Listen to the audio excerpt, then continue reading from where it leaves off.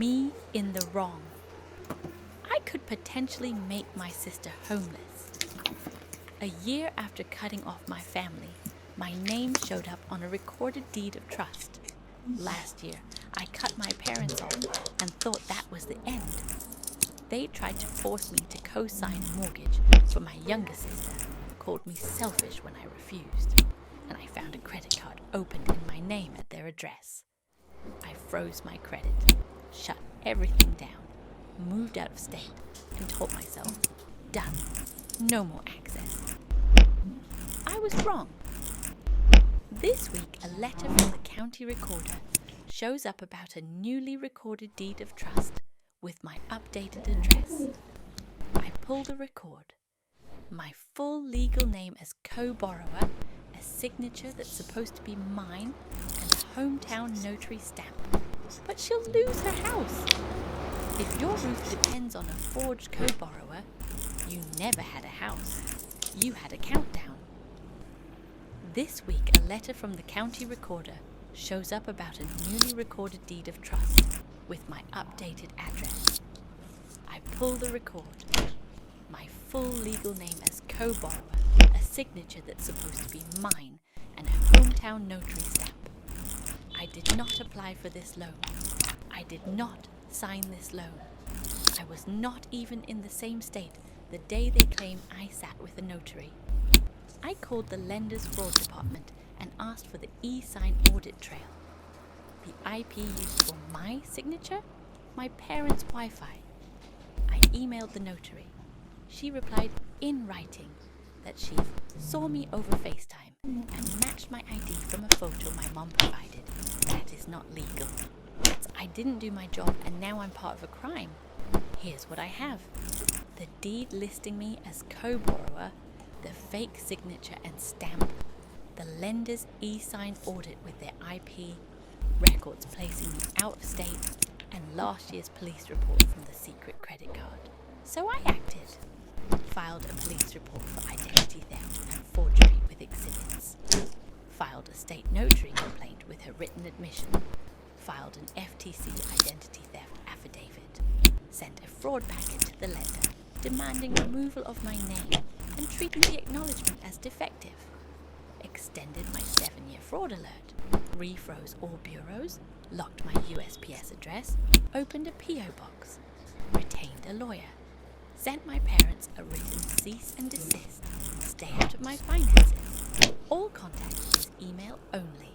I'm not giving them time to fix it quietly. I'm not offering a refinance window. I'm not protecting them so my sister doesn't have to move. If this loan collapses, it's because they built it on my stolen identity. That's on them. But she'll lose her house. If your roof depends on a forged co-borrower, you never had a house. You had a countdown. This is absolutely ridiculous, and I feel like I'm out of my mind. I thought this was all behind me. I guess not.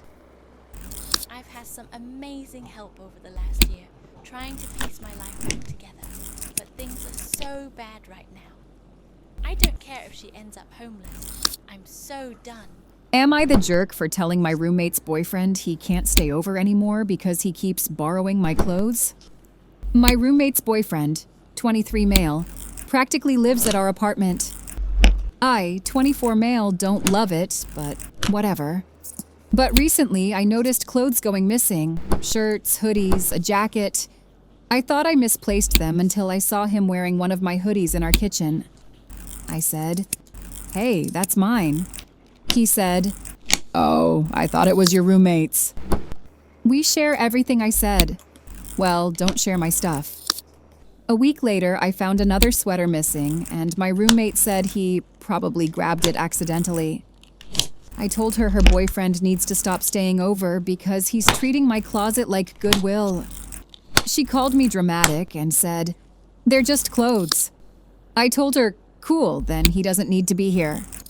Now she's saying I'm making the apartment uncomfortable. Am I the jerk? Me in the wrong for telling on the guy I was dating to his wife and blowing up a perfect family? I found myself single in my 30s after a 10-year engagement ended and had to re-enter the dating scene. Being a work from home, social circle the size of a Cheerio, pick up groceries kind of girly, I inevitably had to resort to online dating apps. I matched with a guy, super cute, similar interests, seemed nice enough. We chatted for a bit, didn't seem like a serial killer, so we went on a few dates. He had no social media presence at all. Veteran, Army Ranger, wore the hoodie as proof, liked dogs and hiking. We had great chemistry and the conversation flowed effortlessly. So far, no red flags. Maybe dating in your 30s isn't as bad as they say? Wrong. After a few weeks, we had only ever been to my house, never his. I wanted to see his house, meet his dogs, make sure he didn't have a bare mattress on the floor, etc.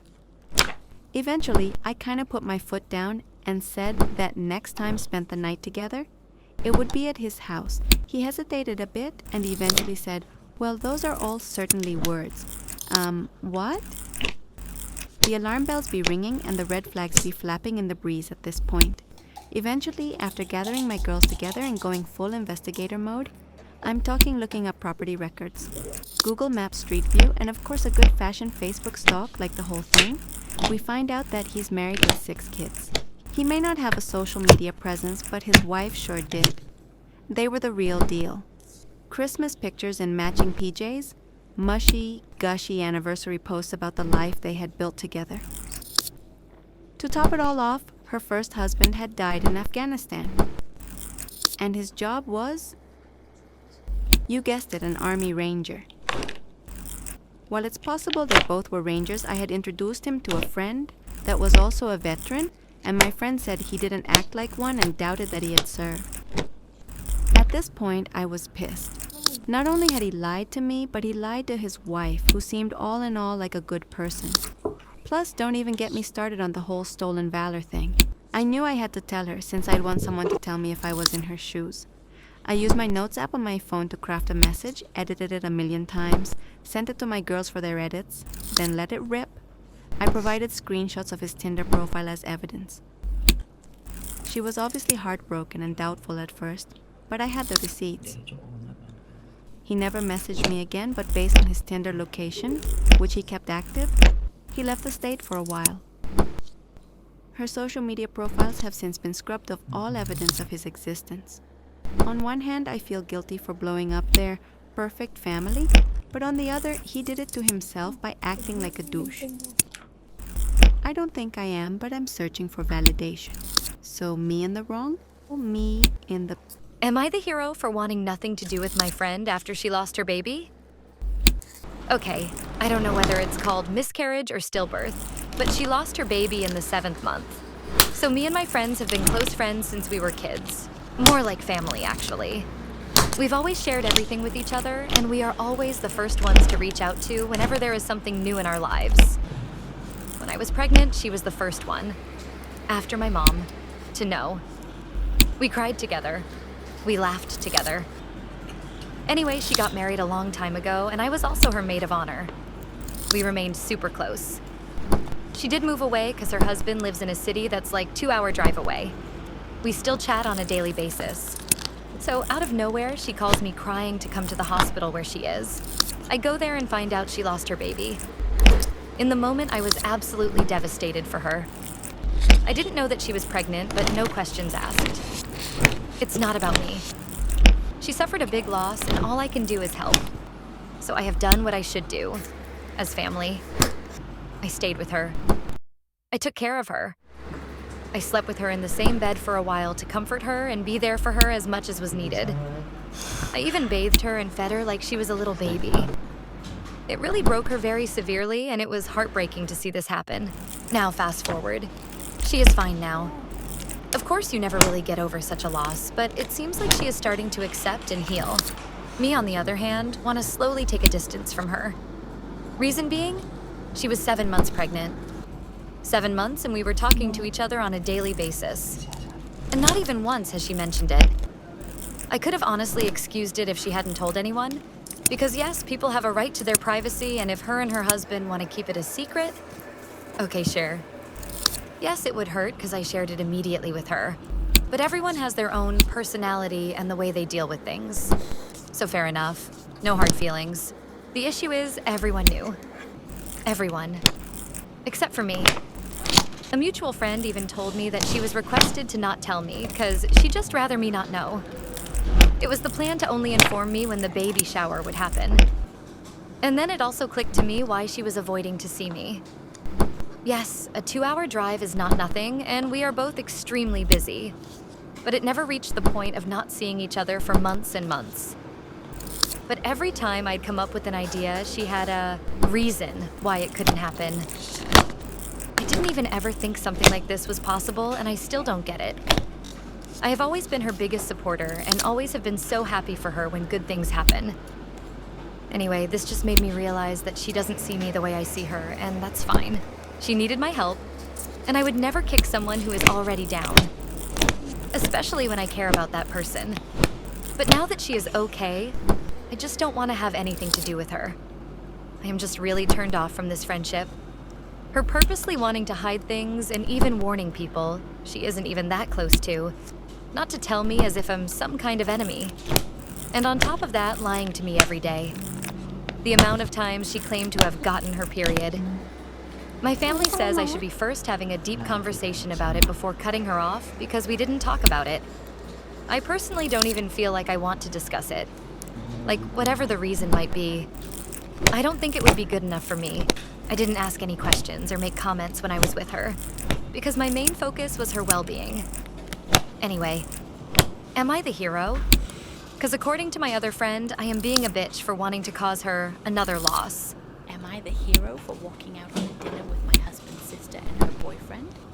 So my 34 female husband, 32 male, is the youngest in his family. We've been married for a little less than a year now, but I noticed his elder sister, 37 female, is super difficult and controlling. My husband has warned me about her, let's call her H, ever since we met, and he was even super nervous before he introduced me to her. I made sure to be super nice and courteous, and we hit it off, especially that we realized we know a lot of the same people from our similar field of work. Over time, I noticed H's toxic behavior with his siblings, especially with my husband, since he's extremely peaceful and non-confrontational. She would disrespect him a lot, give unsolicited commands. She even keeps commenting on how much attention he gives me and how she thinks we're super codependent and that he needs to give me less attention. LOL. We are not codependent at all. We just really enjoy hanging out with each other and prefer doing things together. Yesterday, H and her boyfriend were visiting. She lives in another country, and she wanted us all to meet him for the first time. My husband was with them by himself for an hour or so, and while his brother, his wife, and I were on the way to meet them, my husband kept texting me, saying he felt like a third wheel, and they weren't really involving him in the conversation. We finally get there, and we meet them, and we are deciding where to have dinner. We quickly noticed how chaotic H was acting, ordering us around to call restaurants and check for bookings, to go this way or that way, to hurry up because it was late and we needed to eat. My husband, H, and boyfriend and I were sharing a car, and my husband was driving to the restaurant. We were chatting and it was normal until H decided to make fun of my husband and his slow driving, and kept being super annoying to hurry up and drive faster. She even kept interrupting her boyfriend when he was telling stories to tell my husband to hurry up. Then when the brother and his wife called to say they arrived, and we still had 15 minutes to get there, H went full-blown bully. Kept disrespecting my husband in front of the boyfriend, and my husband was trying his best to bite his tongue. It was so obvious that we all got so uncomfortable, especially the boyfriend who kept saying, "It's okay guys that we're taking longer, we're enjoying the conversation." The last straw for me was when we got to the area and it was so crowded and my husband was trying to make a U-turn to get to the restaurant. And H told him to stop here so she and her boyfriend can get out and walk to the restaurant before we can go and find parking. And my husband couldn't stop because there were cars moving all around. She threw a tantrum and kept berating my husband for not being able to stop when she wanted him to. It ruined the whole mood. Eventually, my husband stopped a little further down the road and they stepped out.